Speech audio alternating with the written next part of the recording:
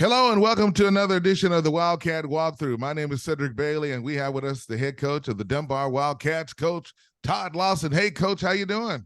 I'm doing fine, Cedric. How you doing this morning? I am doing great, and it's game time Thursday night. We heading to Farrington Field to take on those Western Hills Cougars. Oh, yeah, it's going to be a big one tonight.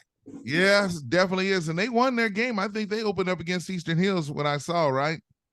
Yes, they opened up against, well, it was Carter Riverside. They opened up against Carter Riverside, and they pulled it out at the end. It was a tough game with them in Carter Riverside, and they pulled it out at the end and, kind of go up. I think they won it by 14. So, but they're able to run the ball. They're able to get down here. They got some pretty good running backs and stuff like that. So, Coach Blake Molan over there, he's going to have them ready to go. And we just got to be able to, tackle and do the things that we're supposed to be doing. The district opened up, and I think I saw Kennedale. They won their game too as well, right? Yeah, that's who Eastern Hills had. They played against Eastern Hills, so they had Kennedale had Eastern Hills and Carter Riverside and Western Hills, and then we had Diamond Hill. And then there was one other team that won. Lake Worth, and Castleberry. Lake Worth and Castleberry, and really Castleberry gave them a fight, and Lake Worth pulled away at the end. All right. Well, let's recap the game that took place on this past Thursday there at Clark Stadium as you took on the Eagles from Diamond Hill Jarvis. You started off the game with McDade. Is that his name? Yes. Marcus McDade. Marcus McDade, and he wears the number 12. Number 12. And talk about Marcus. Marcus is a good kid. We knew we've been keeping track on Marcus since he was at our middle school at Jack A. Middle, and he's been doing a great job there. We knew he was a quarterback. He's a taller quarterback, faster quarterback. It was just him just getting comfortable with the game. When you get kids like him as athletic as him, he's played Little League and all of that, where everything pretty much just weighed on his shoulders, and it was all about, him running up and down the field. But now it's trying to just get him to understand, hey man, depend on your teammates, get the ball to him and things like that. He got a good arm, things like that. So we just got to keep developing with him, and as more time comes, he's gonna be he's gonna become a lot better player. We just kind of put him in there.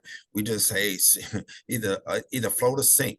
We had to put him in there against Diamond Hill to kind of see something different and see how he reacted to it, and reacted real well.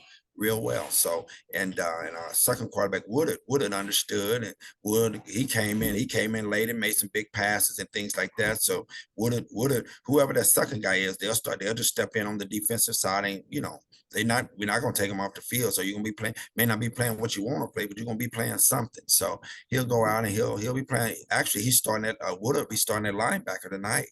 Yeah, I was going to ask you about that. Is he a two-way player too?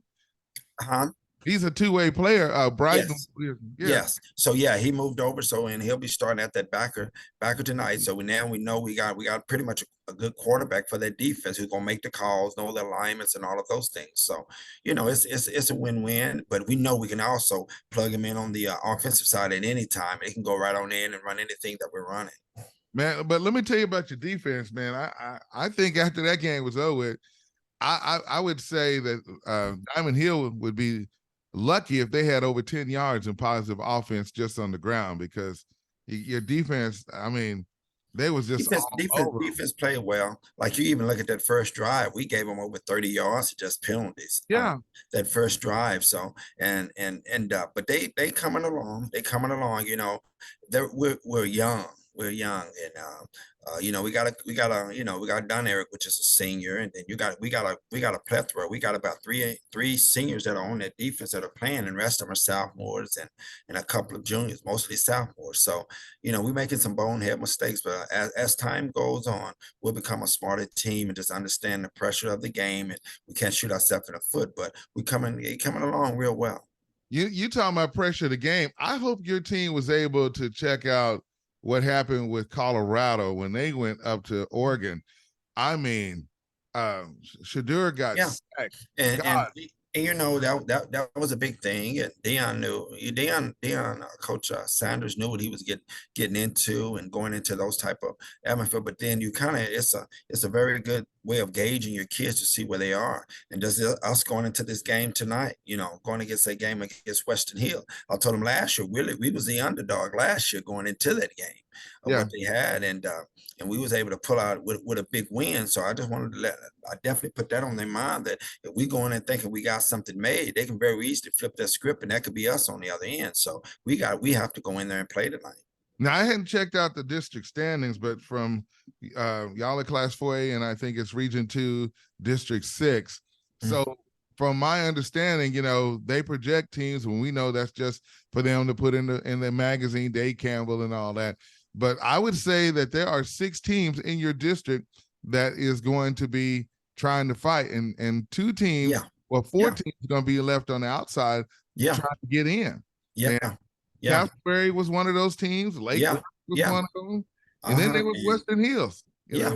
So it's a campaign, like like I was telling them, but through the summer we was telling our young men is that, hey man, district championship got to go through us. Mm-hmm. We just make sure that we take care of our business. Whoever wins it out, they're gonna have to go through us. And we're sitting pretty good. We just keep improving and and just keep getting a better understanding, getting a feel of the game and things like that. We got a good shot at it. There was a 3-way tie last year, and it came down to the very end, and you Mhm. won the district. Is that right? Yes, yes, yes. So Yeah. it's gonna be like that. It's gonna be like that again. So we just got to make sure we take care of our business and do what we're supposed to be doing. We're gonna be in a fight pretty much from here on out.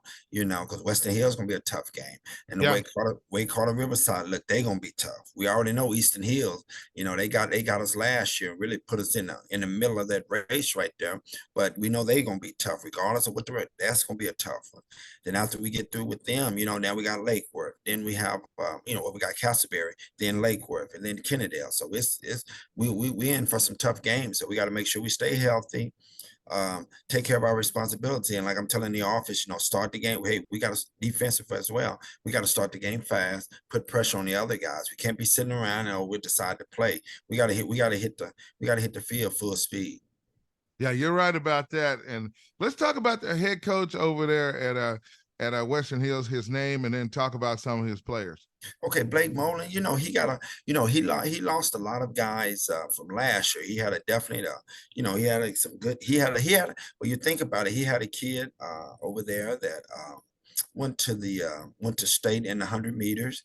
The quarterback, he went to regionals as a 300 hurdler, and then they relay went to regionals, finished third. They got one up. They would have been in state, as with a 4x1 there. So they had some good athletes that they lost and things like that. But one thing I did notice about them is when I was looking at their JV last year, they had some guys that can run the ball. And and that's what they have this year. So he's gonna have them disciplined. He's gonna have their line play, their offensive line play is gonna be really well. They're gonna be really good. So we just got to make sure we read our keys and stay at home, because they got some backs that if you give them some space, they'll go the distance. And we don't have nobody that can run them down. So we gotta really be aggressive and read our points and make tackle and tackle good. You know what? I'm pulling up their website, and I'm like, wow. It's just amazing what they're doing. That they've had the audacity to play you guys for homecoming too before in the past. Yeah, yeah. So it's not their homecoming tonight, though, is it? No, I don't Okay. think so. No. Yeah, but So I know they'll be a little salty. So they'll want to get us. It was the JV played last night. Our JV did real well. So there's our JV is sitting in first place. So they doing real well. The JV won last night, 34-14. They've already beat Kennedale. So our JV is really sitting real good. Yeah. They got a real good shot, real good shot at winning the JV level. But like I told them again, hey, it's gonna come through y'all. So the only way somebody can win this is if y'all give up this championship. And we just reiterating that on the JV and the varsity level. So we just got to get out there and produce. I got their roster, so I'm going to share the screen right quick so we can see it. As you can see there, their quarterback they got listed at. Well, I'm sorry, I was just going through here double checking. They got a young man that's a junior. Looks like his name is Ku. Yeah. Make sure. Am I looking at that right? Ku Yeah. Wilson. Yes. Yeah. So what other player do we need to be concerned The about? number 8. Now that number 8, really they have him listed as a wide receiver and DB, but he's that running back. We really been keeping an eye on. At number 1 is another one. They have him as running back, as a receiver and DB. He's Hornsby. He's another good back. We got to really keep our eyes on those two right there. We got to really keep our eyes on. Yeah, and I when I see the name Hornsby, because I know the family, that's Lake Como all the way. So Yeah, half the yeah, players, yeah. And we have a minister, associate minister at our church, Reverend Hornsby, Bethlehem. So yeah, that's that you said it right there, that Lake Como. You don't hear that, you don't hear that much, but I know exactly what you're talking about. yeah, Yes. because half of them have to decide if they're gonna go to Arlington Heights or if they're gonna Yeah. go to Western Hills.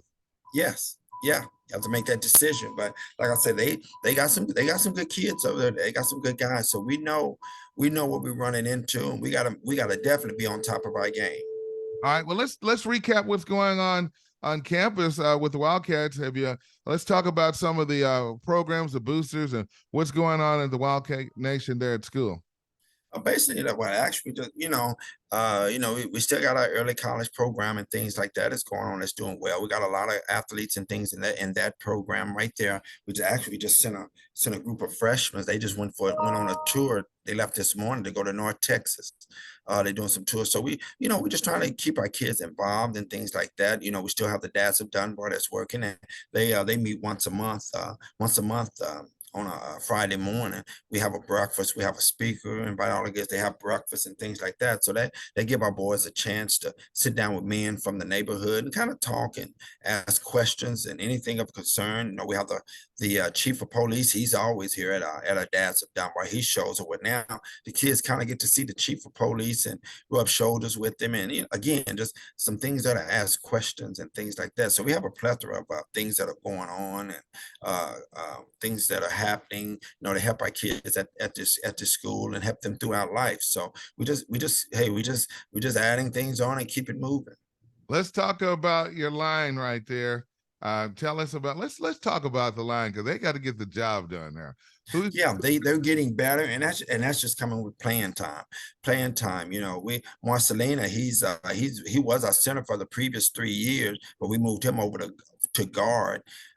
We moved him to guard, Marcelino, number 55, and we brought in Tony Green, which is a junior to center. He's been doing a good job. He has some of the things that go on there, but we kind of cleaned it up, and he stepped right on in, doing a great job there. Our left tackle, which is our big sophomore, which is a 6'7", 340, which is Zion Williams. He's coming along, and that was good. And really, we moved Marcelino over there to guard, where he could do things because he's very aggressive. He's running down. And we always say find some work. He's always finding work. So that's kind of pushing off to the kids, make them do it. We got Kimori. Kimori's is at the right guard. He's a sophomore. He's doing real well. And then we have Orlando. Orlando's one of our early college kids. He's ranked number 2 in his class. He have a 4.6 GPA. He's in the early college, and he's our right tackle. He's doing a great job. And then we have Sean Douglas, which is a guy that comes in after, if any of them go down. And then we have a sophomore by the name of Philip Johnson, who kind of comes in, and he can play a number of positions that are doing well. So we're really in good hands. It's just the timing, and like I tell them, just continue to get better. We got to keep that mindset of every play. We have to get better. Right? Even when you make a mistake, hey, let's get better. Don't dwell on it, because there's another play that's going to come up. So don't dwell on it. Let's get it going, and they doing a good job of it. Wow. We're talking with the head coach of the Dunbar Wildcats, Coach Todd Lawson. And Coach, I went home over the weekend. I went back to my college. I'm going to share my screen again. And I want you to see right here. This is where I went to school up in Oklahoma at East Central. You remember Terry Lewis from Fort Worth?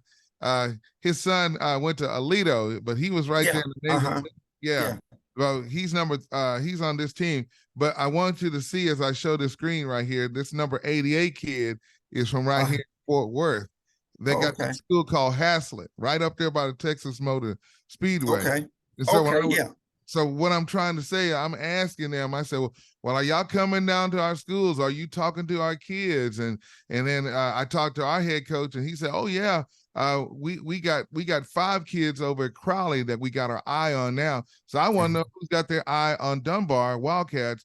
and coming into your locker room and want to know what you got going on over there, Coach? It's some coaches coming in and it's a different animal now. And you try to explain that to the parents and to the players, with the again and with that transfer portal. See, and really that's one thing I do like about Dion because Coach Sanders, because he's talking about those things that a lot of people are not hearing. And like when you talk when Colorado, when he just flat blatantly say, man, we're only signing 3 or 4 high school players. Mm-hmm. That way, out of 25 scholarships, you only get 3 or 4, and I can guarantee you those gonna be the top of the top. If they can't get the top of the top, they're just gonna hit the transfer portal for those guys. So I'm just hoping the NCAA kind of step in and do some things, that are merit. Helping these high schoolers because we're missing a lot of them, and then that kind of help a program where you get a kid and you already know when you get him, all he doing is looking to stay that 1 year and he finna hit the transfer portal, So, it's kind of hard, but you have guys coming in and they're checking on guys and making sure the grades are straight, making sure their attendance and all of those things in order. And like I tell kids, if you're on the fence line in any way, man, they gonna move around and rather go get a kid that's more experienced with the college culture, and that's the thing. Well, I got you.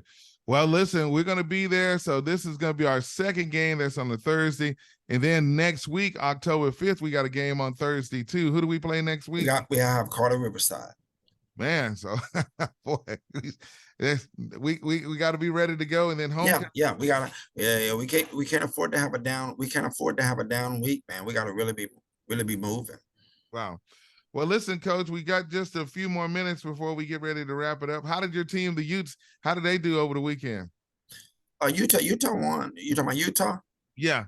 Yeah, they did. They won. With them, I'm just waiting on them to get their quarterback back. I sure hope he get back before they have USC and Colorado and Oregon. I hope he's back before then. But their defense is outstanding. So really, that's what they're winning it with. And they're just on the offensive side. They're just making sure they don't lose the game. Yeah. So they just leaving it in the hands of the defense, and their defense is coming up and playing big. But offense they're gonna have to get a few more. They're gonna have to get some more points up on that board because really in that Pac-10, man, if to beat the USC's and USC, Oregon, and even Colorado, you're gonna have to score in excess of 50 points. Yeah. Do you think Coach Prime is going to be able to get some things turned around? I'm not expecting them to win the game against you. You know what? He will. He should. You know what? He should be able to make a bowl game because, like I say, it's going to be hard. USC going to be a big game. I know they're going to be a little bit banged up. Again, you're dealing, even though they're doing well. You got a lot of players there, but a lot of players don't know how to play a big game back to back like that. You've had Oregon, and them people know it. You've had Oregon. Now here come USC. USC finna come in there and again, I always tell people, we're here in the South, and consider Texas the South. But that's just like when I went off to University of Utah. When you get out that way, it's who wins South Central. So like you got everybody dibbing and poking their hands into Texas. Everybody know that they got to win South Central, and that's really what wins the Pac-12. Whoever's winning South Central LA, in the hood, so to speak, are the teams to beat. And though the USC Trojans, man, they gonna come in there and they got a good quarterback, they got some linemen, and they coming in there to make a statement. If whatever Oregon did, just understand they coming in there to do better than Oregon. Ooh, that was scary. They was perfection. I had to turn the game off at halftime. I just went out to the tailgate and said, "Pass me." Yeah. but some things showed. And what I was looking at, like people would ask me about their game, and that's even when you play Utah, and that it was like even when TCU was in that Mountain West when they played play Utah in the beginning. Those teams, I said it takes a little time because those are some very not only just potent offenses, but it's a lot of formation. It's a lot of things that they do that like Coach Sanders was saying, they bench one of his top players because he wasn't watching film. And you have to, because these teams, man, it's amazing. And I even saw some things in the film where Oregon was doing, or the game that Oregon was doing, and the only guy that was kind of reading that on their defensive side was a kid. I don't even know his name, but he was playing safety, and that kid was he was the only one reading where it was. And I was telling my brother, we were talking about, I say I can look at it and tell that that guy that was there has been in that Pac-12. He's played against Oregon before, and he knew how things was going to go and how things were reacting. But for somebody first time ever witnessing it, it's hard to teach when you go out there and you meet those types of things. 'Cause you talk about them teams can go fast and faster when they want to and give you different formations and things like that. Yeah. Then you got those guys that can really run. Well, you know what? You're right, Coach. 'Cause I'm gonna tell you something. I watched my Raiders in the fourth quarter play against the Pittsburgh Steelers, and all we had to do was make a stop. And I was like, what kind of defense are we running? I could see that. I Yeah. said, man, the guy was so wide open on the left side. I'm like, what's going on? Yeah. I hope your players are watching this and Yeah. they're Yeah. because You the know what, that Cowboys happened. got roasted too as well. Yeah. What happened to the Cowboys, Coach? You know what, man? I knew it was gonna happen. You know, some of the guys said, "Hey, y'all just slow the brakes, just take your time. It's a long season." You know that always happen. Yeah, You have a hiccup, but that may be a good hiccup for them. But the Cardinal was ready to play, yeah, and I think Cowboys is one of those teams that a team that may not be doing well as far as record wise.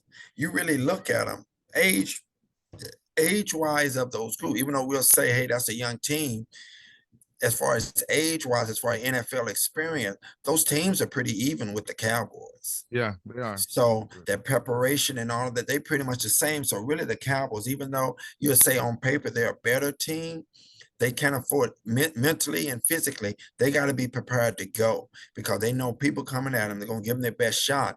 And it's just that preparation there. I think they thought that was going to really be a sort of an easy game. Subconsciously thought Yeah. that. Well, You listen, know, and Coach, and it affected their play, but hopefully they'll bounce back from it, and you just grow from it. Because I knew there was a hiccup that's going to come, and that happened. yeah, That happened in the league. Think about it. Majority of the teams, nobody expect Kansas City Chiefs to lose the first game, so yeah. it happens. Well, you got to make adjustments, and that's what we're praying that the Wildcats going to be able to do. Oh It's yeah, going down Thursday night at Farrington Field. I got my step counter because there ain't no elevator going up in that. yeah. You better get your package and better take your Walmart bag and load your bag, load your bag up and walk on up those steps. Hey, you know what? I'm gonna tell you something. You tell your sister Belinda. You tell I sure do miss Winfrey because he used to be bragging about it. Yeah, I miss my loud cheerleader, man. Even though he don't know that much about football, I know even though he was gonna be on my side, win, lose, or draw, but just that support there. I miss that very dearly. Cause I know after a good game or after a bad game, he always call, make sure I'm okay, check on me on Saturdays. He drop by, he'll just stop by and drop me a plate of barbecue or something like that, just to make sure I'm eating and things like that. So you miss those kind of people, Man, miss the family. that was my boy. Hey, Yeah. by the way, the last question, Mafu, explain that. Tell everybody what it is. Okay, MAFU is just an acronym that we use. For the M stands for mental toughness, the A stands for athleticism, the F stands for fanatical effort, and the U stands for unity. And we just tell our kids that's what we want to exhibit. Everything, because they may say, "Oh, coach, I made a good play, or I did this, or I did that," and then we say, "Hey, but what about the unity? Did we do it as a team?" And the fanatical effort. Some kids got mental toughness. That's what we're trying to develop throughout our team. You look at athleticism, it's that individual kid's ability. That fanatical effort, that everybody can give a great effort. Yeah. Give whatever ability, whatever athletic ability that you do have, give fanatical effort with that. And then we play as a team. That's what that MAFU stands for. And at the end of the year, we do have a MAFU award where we award that to a group of guys that goes on to that plaque. And those are the guys that exhibit every last one of those letters in that. Not everybody get to be that. And that was something that we went through when I was in college. And I thought that was just a great thing. And it's funny though, when guys are teammates or people that went to school with me, they'll call them and say, "Hey, man, where you get that from? Do they really know what that means?" And I'll tell them, "Yeah, they know what that means. It's just exhibiting some things that are not only just as an athlete, but even throughout life, because you can very easily put that through life. You know, instead of saying athleticism, you can just say ability. Yeah. Because as a man, you know, you better be mentally tough getting out into this real world now. And the ability, man, just give your ability with a fanatical effort, whatever you can give. And let's do it as a group. Let's come together and do it as a unit. So, you know, Well, you can put that to your everyday life. wow. Well, Coach, I want to say thank you so much. We enjoy our conversation. I want to say thank you to everybody that takes the time to listen to our conversation. I know you get feedback from around the world. Yeah. You want to send a shout out to anybody, by the way, before we close?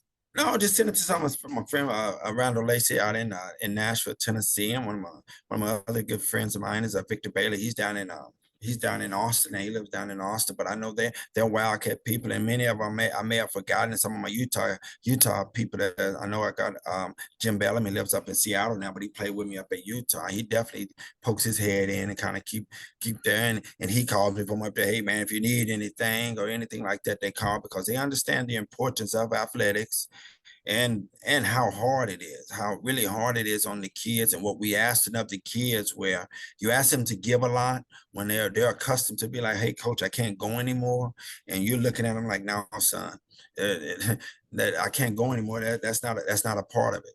You have to give what you can give at all times, and hopefully we push them to exhibit that in life when you have to provide for your family. Yeah. Well, Coach, I want to say thank you so much. Another edition of the Wildcat Walkthrough is in the books. It's going down on this Thursday as the Wildcats take on Western Hills Cougars. Thanks a lot, Coach, and good luck. Okay, thank you. Thank you, Cedric.